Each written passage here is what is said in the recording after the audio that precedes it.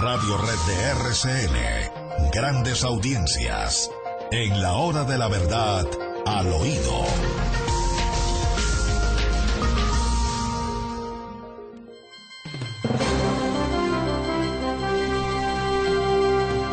Hemos podido comprobar, y lo comentamos con ustedes al oído, que el carrerón que quisieron meter en el Consejo de Estados el magistrado Arenas y otros que lo acompañan, es decir, el sector serpista del Consejo de Estado, el carrerón que quisieron meter para absolver a Petro y para condenar a la nación en favor de Petro, porque hubo consejeros de Estado que dijeron, a ver, esto es una decisión de una profundidad y de una significación enorme, no vamos a correr.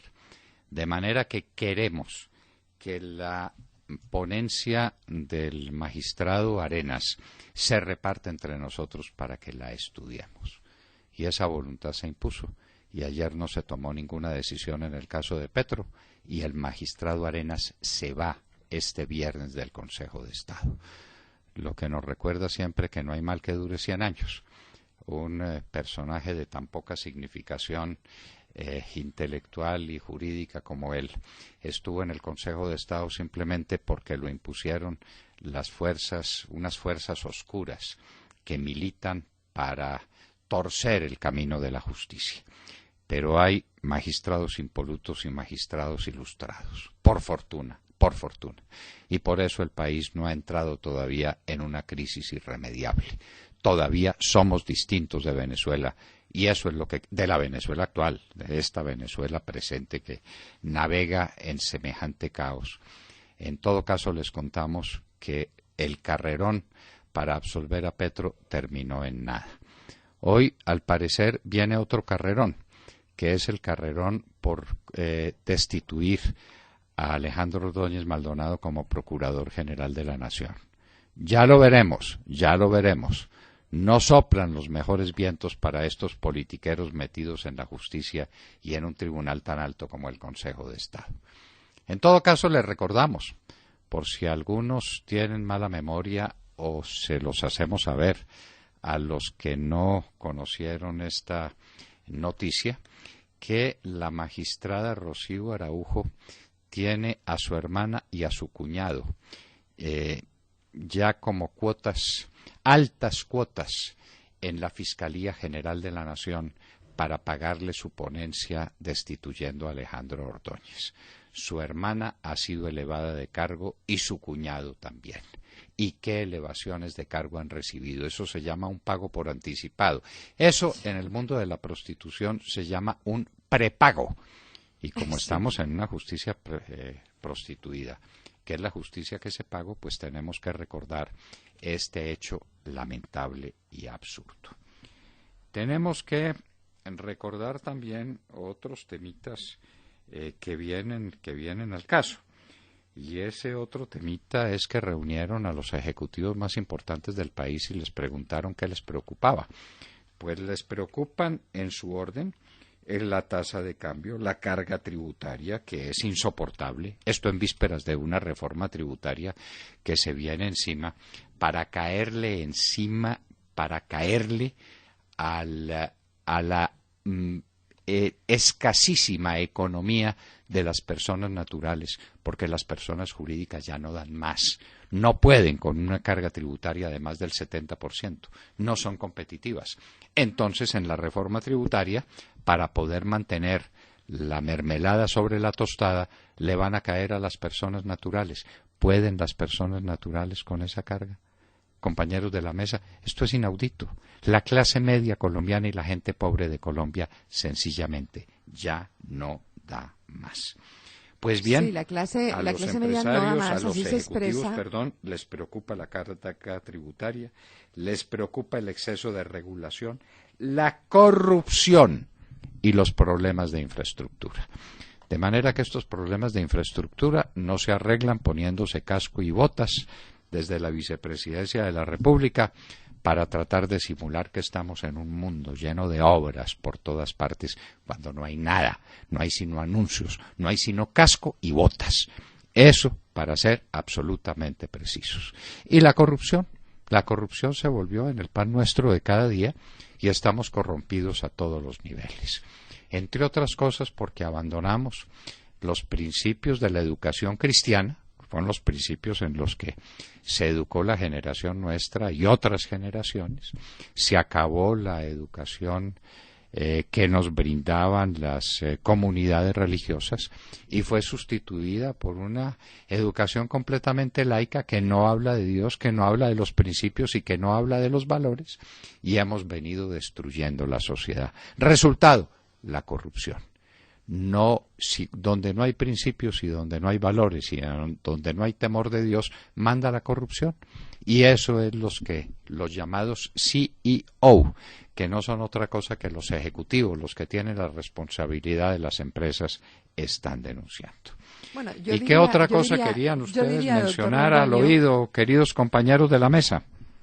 Pues, doctor Londoño, yo quería hablar algo más sobre el estado de beligerancia, que es una figura que se considera en la literatura como desueta.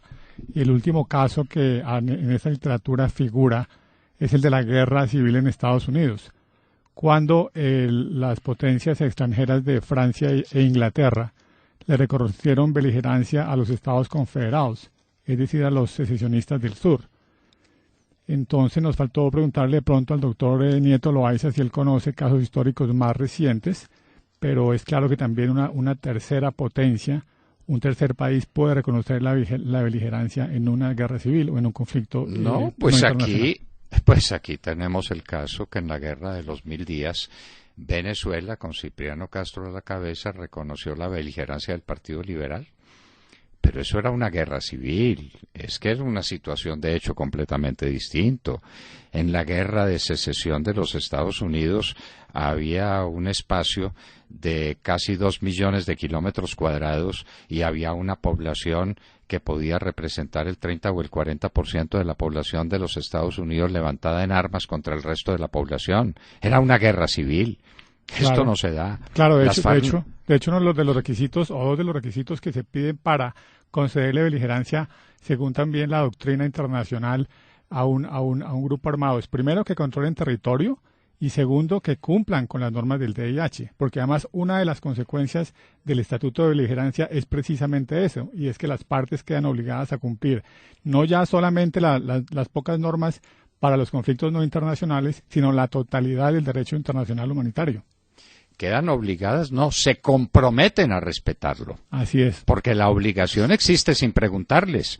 Las FARC están obligadas a respetar el derecho internacional humanitario. Sí, pero solamente el artículo 3 común y el protocolo 2, es decir, las normas aplicables a conflictos no internacionales. Pero si hay beligerancia, se aplican todas las normas, inclusive las de conflictos internacionales. Claro, pero el derecho internacional humanitario vale por sí mismo. Y cuando hay un estado de beligerancia es porque hay dos fuerzas encontradas que se comprometen a respetar esos principios fundamentales en el manejo de su contradicción a través de las armas. Todas las normas. Sí, pero a mí no me extraña, desde el principio llevan persiguiendo ese estatuto de beligerancia, ¿no? Si ustedes se fijan en el comportamiento de las FARC. Y el gobierno ha sido muy flexible, ¿no?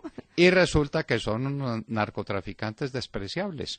Hay que reflexionar mañana en nuestra nota editorial, vamos a reflexionar sobre el tubo de ensayo que fue el Catatumbo, sobre darle a las FARC la capacidad de manejar zonas cocaleras, convenciendo a los campesinos para que en lugar de coca siembren otra cosa.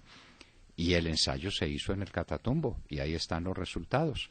Cuando empezó lo del Catatumbo, cuando Bruce McMaster, a la cabeza de una delegación oficial del presidente Santos, se comprometió a que no habría erradicación aérea, no habría erradicación manual, no habría persecución a la coca, y que eso lo manejarían ahí entre los campesinos, en una zona que estaba tomada por las FARC, ahí están los resultados.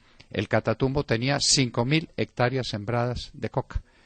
Eso fue lo que dejó el presidente Uribe, y creo que la cifra era inferior, creo que era como de 3.000, tenemos que repasar esa cifra, pero en todo caso no llegaba a las 5.000 hectáreas. Hoy son 30.000 hectáreas de coca.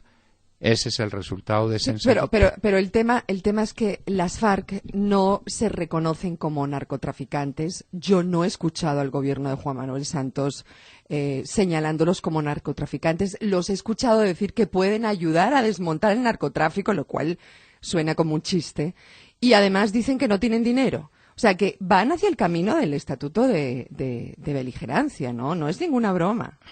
Cuando presentan ese argumento, yo digo que entonces está equivocado el gobierno haciendo un esfuerzo de lo que llaman paz con las FARC, porque hay que hacerlo es con los que sí son dueños del narcotráfico, porque claro, esos son los peligrosos, esos son los que están bien armados, esos son los que están riquísimos, esos son los que están acabando con la institucionalidad del país y con la paz en los campos, con la tranquilidad en los campos.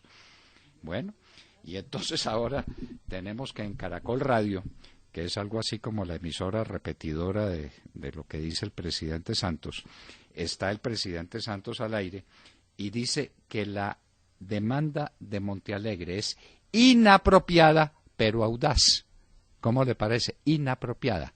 No es pues que están abonando el terreno, lo están abonando, no es así de claro, sí. pero es audaz. ¿Cómo le parece? Sí, claro, audaz. Está todo dicho en esa palabra, audaz. Sí. Bueno, es inapropiada en estos momentos, pero es muy audaz. Es obvio que están abonando el terreno para el estatuto de beligerancia que nos mencionaba el doctor Nieto. Para mí está claro. Y para convencer por debajo de la mesa a la Corte Constitucional, a 5 magistrados, para que den semejante golpe de Estado al que se refirió Rafael Nieto Loaiza. Bueno, les queremos contar también al oído que por dificultades de pura mecánica, el libro del coronel Hernán Mejía Gutiérrez no está todavía en las librerías, pero que la semana entrante lo pueden encontrar ustedes en las librerías, empezando por la librería Panamericana y la librería Nacional, pero seguramente todas las buenas librerías de Colombia van a tener ese libro, Me niego a arrodillarme, del coronel Hernán Mejía Gutiérrez, un libro que estremecerá hasta al lector más frío.